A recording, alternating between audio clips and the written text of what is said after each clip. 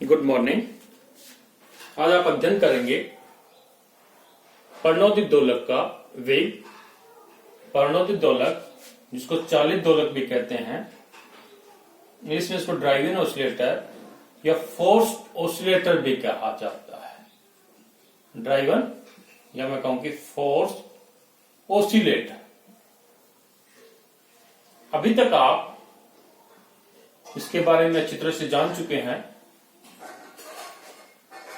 परिणोदित दोलक का जो विस्थापन होता है वो क्या होता है?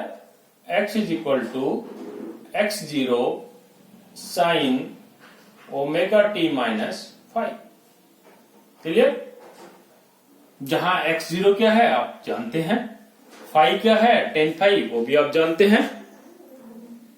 अब मान लीजिएगा एग्जामिनेशन में क्वेश्चन आए कि परिणोदित दोलक का वेग आयाम क्या होता है। क्या सिंपली पूछे कि परिणोदित दोलक का वेग ज्ञात करें। तो वेग आपको मालूम है कि वेग v इज इक्वल टू क्या होता है dx अपॉन dt। तो परिणोदित दोलक के लिए x का मान तो पहले से आपको मालूम है, तो अब इसका dx अपॉन dt निकालेंगे तो क्या होगा, इसका अवकलन करेंगे। साइन का क्या होगा कोस omega T minus O five, या ओमेगा टी का करें तो multiple of omega omega x0। तो v इज इक्वल टू अपने पास ये वैल्यू आई ओमेगा टी माइनस फाइव। अब यदि इसको साइन के टर्म में रखें, जैसे पहले साइन है, इसको साइन के टर्म में अगर अपन रखें तो v इज इक्वल टू क्या है ओमेगा x0। इसको मैं कहूंगी sine omega T minus five plus pi by two. Pi by two अपन जोड़ेंगे तो ट्रिग्नोमेट्री में आपको मालूम है कि पाई बाई टू जैसे अपन जोड़ते हैं तो दूसरे चतुर्थांश में उसकी वैल्यू आती है। और पाई बाई टू अगर अपने पास आ रहा है पाई बाई टू प्लस, तो अपने पास वो कोस का मान देगा, cos of omega T minus five. तो यहां पे अपन इसको लिख सकते हैं। 12वीं क्लास में आपने पढ़ाई होगा कि किस प्रकार से साइन कोस कन्वर्ट करते हैं।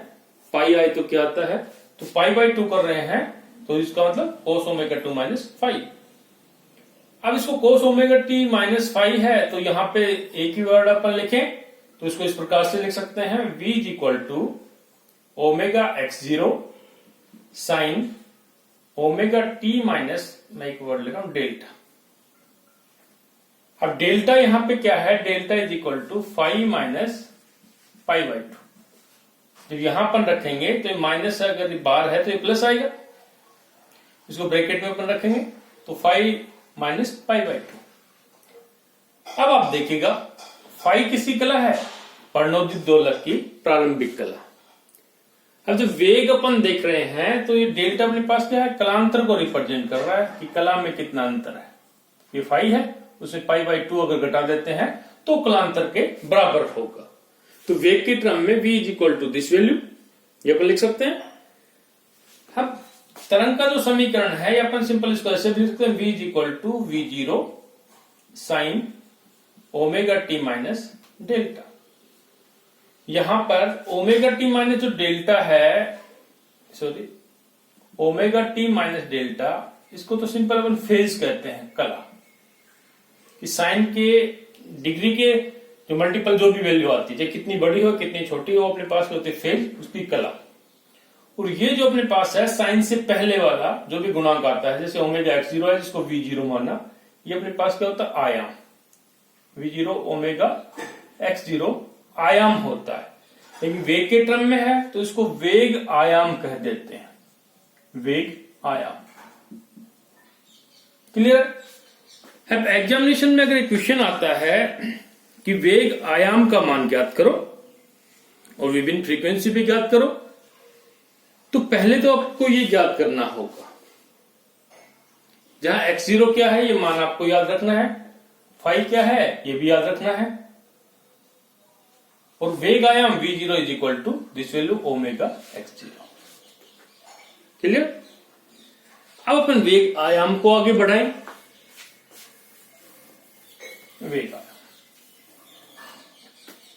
वेग आयाम ये तो आप समझ गए हो कि वेग आयाम क्या है, जब वेव को अपन एक तरंग समीकरण के रूप में लिखते हैं तब उस साइन के मल्टीपल में जो वैल्यू आती है वो वेग आयाम के बराबर है, क्योंकि v0 इज इक्वल टू क्या अभी अपन देखा ओमेगा x0।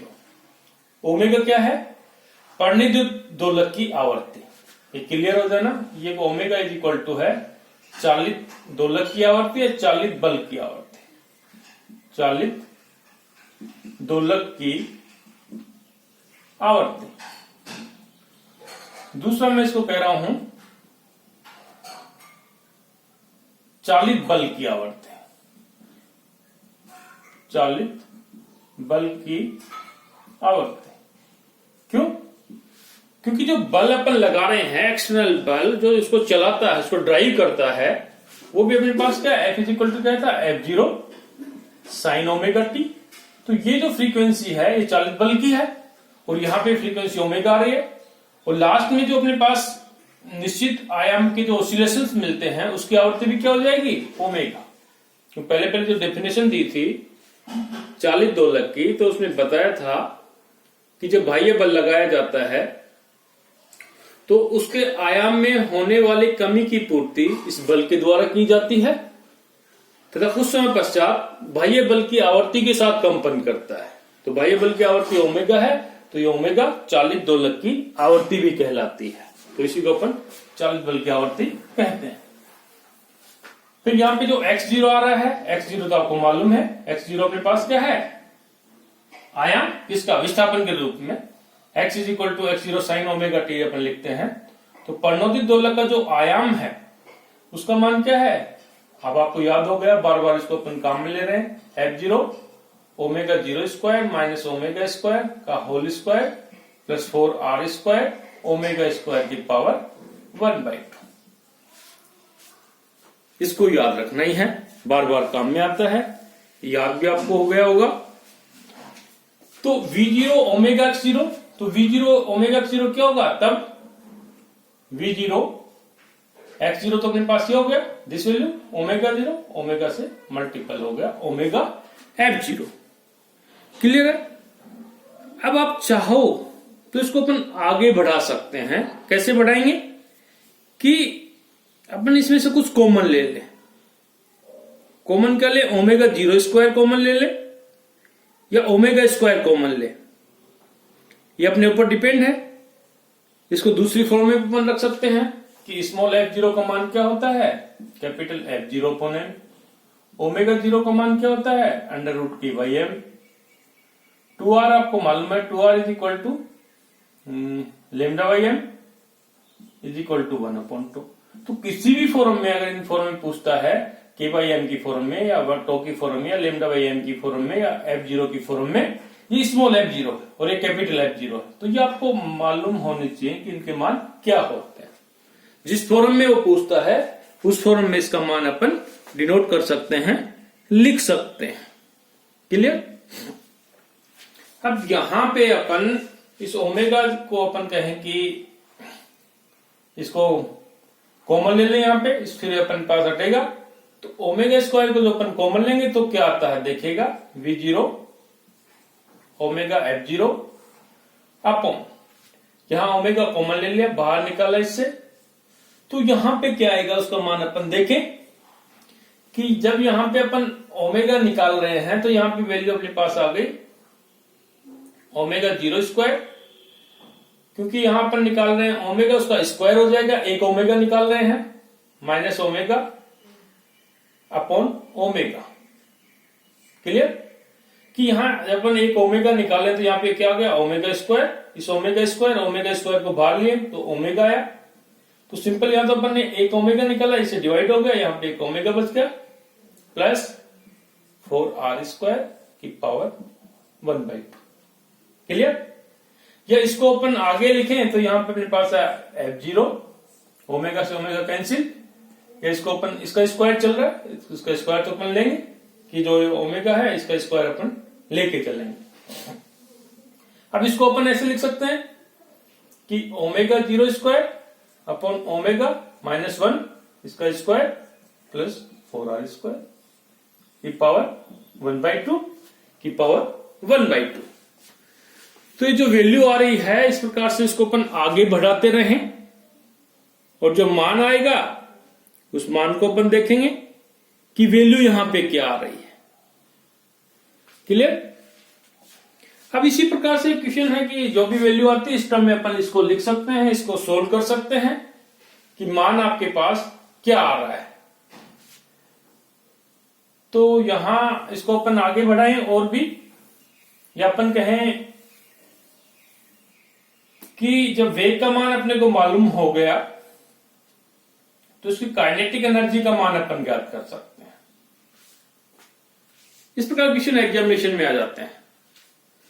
जो वेग का मान जिस फॉर्म में पूछता मैंने बताया, इस फॉर्म में उसको अपन डिनोट कर सकते हैं, उसका मान आप ज्ञात कर सकते हैं। दूसरा, इसकी काइनेटिक एनर्जी की अपन बात करें तो काइनेटिक एनर्जी होती है 12mv²। अब चूंकि वेग आपको मालूम चल गया कि वेग का मान क्या होता है, अभी अपन निकाला। वेग की जो फॉर्म अपने पास अभी आई थी कि x = x0 sin ωt-5, तो वेग dx/dt = ωx0 cos ωt-5। Clear है? तो काइनेटिक एनर्जी जो अपन निकाल रहे हैं, गतिज ऊर्जा, एक बार एग्जामिनेशन में पूछा था कि परिणत दोलक की गतिज ऊर्जा का मान ज्ञात कीजिएगा और ऊर्जा अनुनाद क्या होता है उसके बारे में पूछा। तो यहां पर अपन जो काइनेटिक एनर्जी ज्ञात करेंगे तो सिंपल वेग v का मान ज्ञात करेंगे। m यहां पे क्या है? दोलक का द्रव्यमान। v क्या है? दोलक का वेग। वेग अपने को मालूम है ये होता है, तो इसका स्क्वायर करेंगे, x0² cos² ωt-5। Clear? x0 क्या है ये आपको मालूम है कि परिणत दोलक का आयाम है, जिसका मान अपन बार बार यहां पे रख रहे हैं। अब इसकी माध्य गतिज ऊर्जा, माध्य का जब सिंबल आता है ये इस प्रकार से एवरेज, औसत कहते हैं। औसत गतिज ऊर्जा, average kinetic energy = 12m ω² x0²। तो एवरेज जो अपन निकालते हैं तो cos² ωt-5 का एवरेज, ये एवरेज। अभी पहले भी आपको बता चुका हूं कि sin² थीटा हो या cos² हो, उसका एवरेज का मान क्या आता है? sin² थीटा का एवरेज ले लो या cos² थीटा का एवरेज ले लो, इसका मान क्या आता है? 1/2। पहले आपको बता चुका हूं किस प्रकार से आता है। तो ये जो 1/2 वैल्यू अपने पास आ रही है, इसको 1/2 अपन रखेंगे तो काइनेटिक एनर्जी का एवरेज मान अपने पास आएगा 1/2, यहां पे आएगा 1/2, यहां से 1/4 m ω² x0²। ये अपने पास है काइनेटिक एनर्जी का एवरेज। अब x0 क्या है ये अपने को मालूम है, इसका मान अपन रखेंगे तो ये वैल्यू अपन ज्ञात कर सकते हैं कि इसका मान क्या आएगा। क्लियर? तो आगे अपन देखें कि यहां पे काइनेटिक एनर्जी का एवरेज मान अपने पास ये है x0²। तो इसका मान अपन रखें x0 का कि काइनेटिक एनर्जी का एवरेज मान = 1/4m ω² x0²। x0² का मान क्या है? स्मॉल f0 यानी कि f0² अपॉन ω02 माइनस ω² का होल स्क्वायर प्लस 4r² ω² की पावर 1/2। लेकिन जब इसका स्क्वायर कर रहे हैं तो अपने पास ये वैल्यू आ गई, इसका 1/2 हट गया क्योंकि स्क्वायर कर रहे हैं। अब इसको अपन थोड़ा और आगे बढ़ाएं कि ओमेगा का जो मान है उसको अपन काटें। किस प्रकार से उसको अपन काट सकते हैं वो वैल्यू अपन देखें। अब यहां पर जो वैल्यू अपन लेंगे कि ω² कॉमन ले रहे हैं, यहां इसको अपन आगे करें पहले की तरह से 1/4 m ω² स्मॉल f0² ω² मैं बाहर ले रहा हूं। तो ये जो वैल्यू अपने पास है ω02 लिया तो ओमेगा बाहर ले रहे सिंपल, इसका स्क्वायर यानी कि यहाँ पे ω² होगा, इसको अपन ने बाहर ले लिया। माइनस यहाँ पे अपने पास क्या है ओमेगा, इसका स्क्वायर है प्लस 4r²। तो पहले अपन ने क्या था कि ओमेगा स्क्वायर अपन बाहर ले रहे, इसका 1/2 नहीं है बार, तो ओमेगा स्क्वायर बाहर ले 4r²। इसमें जब अपन ओमेगा स्क्वायर ले रहे हैं, इसका मतलब ओमेगा बाहर ले रहे हैं, यहां से ओमेगा माइनस ओमेगा, ये ओमेगा स्क्वायर हुआ, तो इसको अपन कहें कि इसको बाहर ले लिया तो ये वैल्यू आई, अपने पास ये वैल्यू कैंसिल हुई। तो यहां पे जो मान मिला अपने को 1/4 m f0² upon omega 0² upon omega minus omega इसका स्क्वायर प्लस 4r²। क्लियर? ये मान अपने को मिला किसका? काइनेटिक एनर्जी का एवरेज मान। अब इस m को भी अपन हटा सकते हैं कि स्मॉल f0 का मान अपन रखें, इसको एक टर्म में आगे अपन करें, m को भी अपन हटाना चाह रहे हैं, कैपिटल जो भी अपने पास है, तो 1/4 as it is f0, small f0 का मान क्या होता है? Capital f0 upon m। तो उसका स्क्वायर करेंगे तो ये स्क्वायर m², यहां रखेंगे, m ऊपर है तो एक m नीचे आ जाएगा। ये अपने पास क्या? f0² 1 अपॉन, ये वैल्यू अपने पास चल रही है, इसको आप ऐसे लिख सकते हैं omega 0² minus omega square upon omega, इसको ऐसे लिख सकते हैं ब्रैकेट में स्क्वायर प्लस 4r²। ये अपने पास आया गतिज ऊर्जा का, प्रणोदित दोलक की गतिज ऊर्जा का मध्य मान। अब अपन कहें कि इसका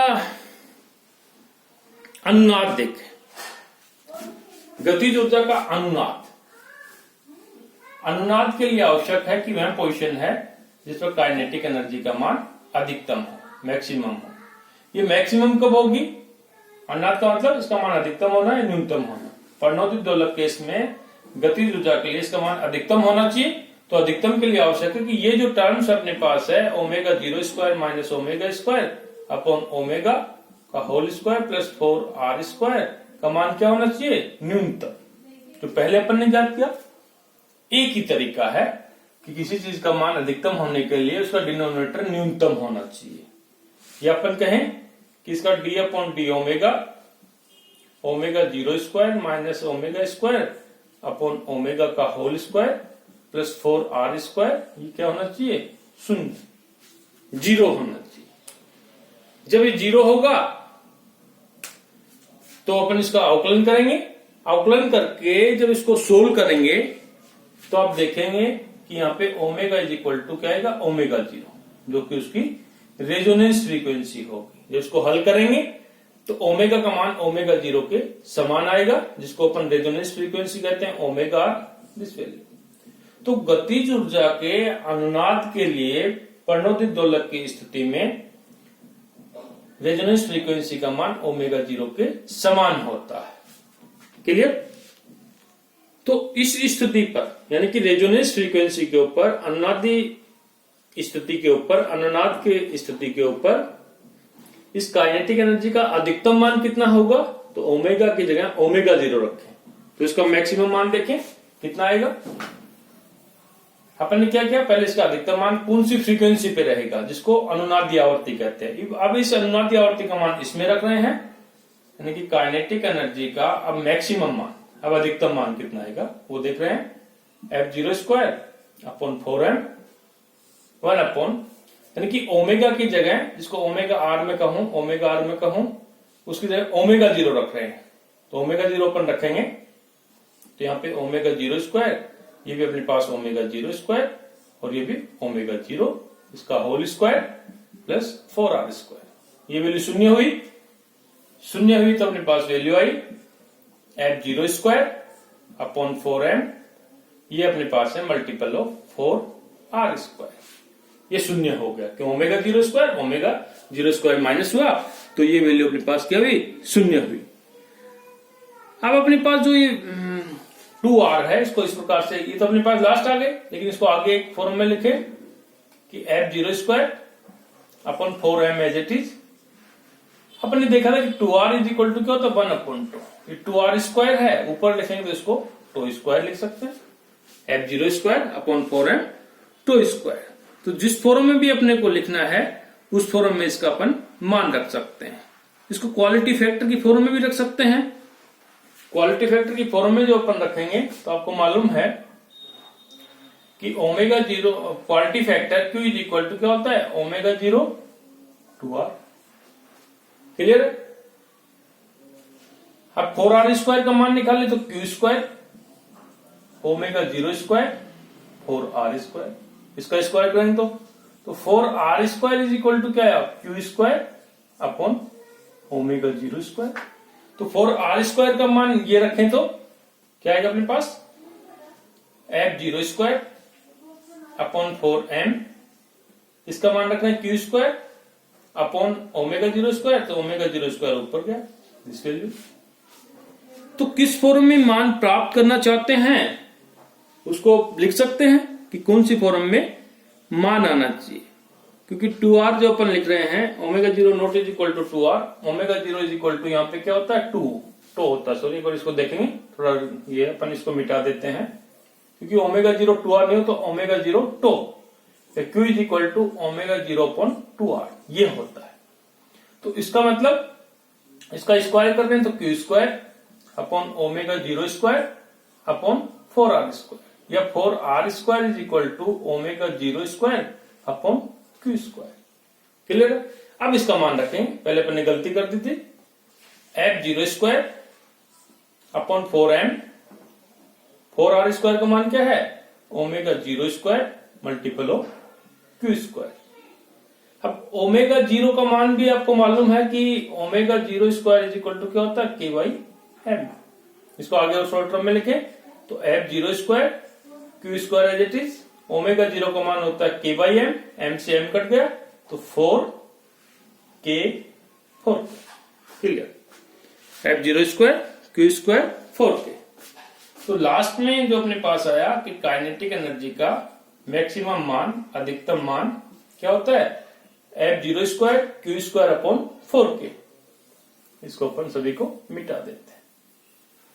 एग्जामिनेशन में ऐसा क्वेश्चन आता है, हालांकि सिलेबस में आपका टॉपिक तो नहीं दिया हुआ, लेकिन प्रणोदित दोलक है तो उसके लिए ये तो पूछ ही सकते हैं कि प्रणोदित दोलक की गतिज ऊर्जा का अनुनाद का मान या अधिकतम मान कितना होता है, F0 square Q square upon 4K। ये क्वेश्चन पूछ लिया। सिद्ध करो कि प्रणोदित दोलक के लिए उसकी गतिज ऊर्जा के मध्य मान का अधिकतम मान ये होता है।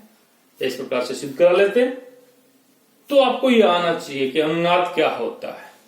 अनुनाद के लिए हमेशा डिनोमिनेटर हर की जो राशि आती है उसको न्यूनतम करते हैं, उसको फ्रीक्वेंसी के रेस्पेक्ट में आउटलाइन करते हैं, रेजोनेंस फ्रीक्वेंसी निकालते हैं। क्योंकि एक आगे आगे अलग अलग क्रम में काम में आ रहा है कि जहां भी रेजोनेंस की कंडीशन अपने पास आती है, थोड़ा सा अलग से अपन कर लें। रेजोनेंस का मतलब मान लीजिएगा अपने पास जो क्वांटिटी है कोई भी, मैं कहूं कि F कोई क्वांटिटी है, ये अपने पास है X अपॉन Y, तो F अपने पास मैक्सिमम होगा। F मैक्सिमम कब होगा, जब Y यानी कि डिनोमिनेटर न्यूनतम हो। इस न्यूनतम राशि जो भी आएगी, मान लो कि Y अपने पास फ्रीक्वेंसी पे डिपेंड कर रहा है, Y is the function of frequency omega, या किसी पे भी डिपेंड कर रहा है, तो उसके रेस्पेक्ट में उसका आउटलाइन करते हैं dy इज इक्वल टू 0। इससे अपने पास रेजोनेंस फ्रीक्वेंसी आती है ओमेगा, जिसको अपन ओमेगा आर कर रहे हैं, रेजोनेंस फ्रीक्वेंसी। जो वैल्यू अपने पास आएगी ओमेगा आर, उसका मान किस में रखेंगे, इसमें रखेंगे। तो F जो अपने पास मैक्सिमम होगा, तो इसके लिए x अपॉन y का जो मान है, y का मान अपने पास आएगा omega is equal to omega R, वो अपने पास उसका अधिकतम मान आता है। तो यानी कि डिनोमिनेटर जो भी अपने पास है y, इसका ओमेगा के रेस्पेक्ट में अवकलन करेंगे, जो मान आएगा उसको यहां पे रखेंगे, रखने के बाद जो वैल्यू आएगी वो फंक्शन की मैक्सिमम वैल्यू होगी, अधिकतम वैल्यू होगी। थैंक यू, नेक्स्ट टाइम देखते हैं।